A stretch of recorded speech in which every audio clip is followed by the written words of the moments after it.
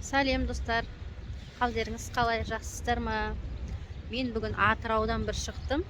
Бір шаруаларыма керек болып осы қалаға кетіп қалдым. Бұйырса, амандық болса, кері шығамын.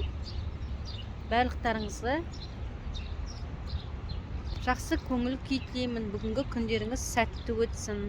Менің бір көрермендерім өтініш қалдырыпты, Қаратау қаласына сәлемдеме жолдаңызшы деп. Соны мен сәлемдемемді жолдайын. Атыраудан үлкен жалынды сәлем сіздерге. Қаратау қаласы деген ол қай өңірге жатады, мен білмейді екенмін Қаратау деген жерді. Пойызбен былай өтем, бірақ ондай жерде естіген жоқпын. Ол Алматының жолында болмай тұр ғой. Мен барып жүрген жақтарда ондай естіген жоқпын. Қай жерге жатады ол.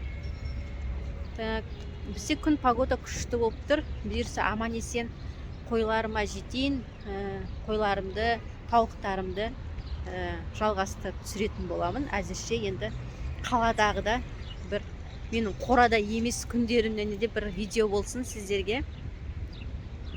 Жақсы күнде кездесек. Аман болыңыздар, сау болыңыздар.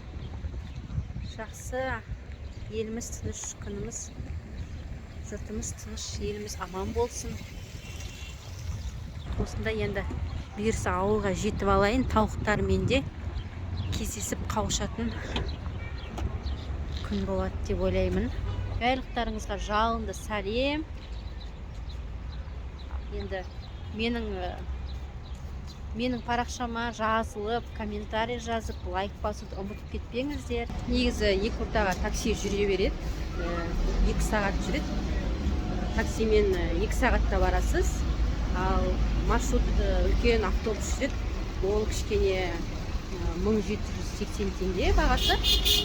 Надежный да, неге автобуспен жүрген жақсы, тыныш 3 сағат жүреді, бірақ ұзақтау жүргенмен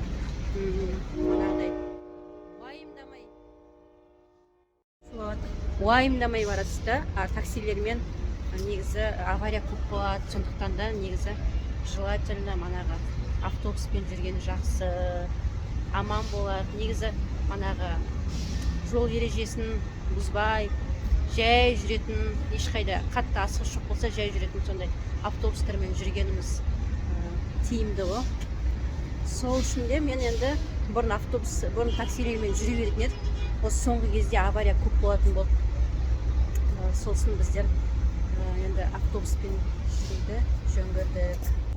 Маршрутқа автобусымызға міндім. Ішінде телевизоры бар.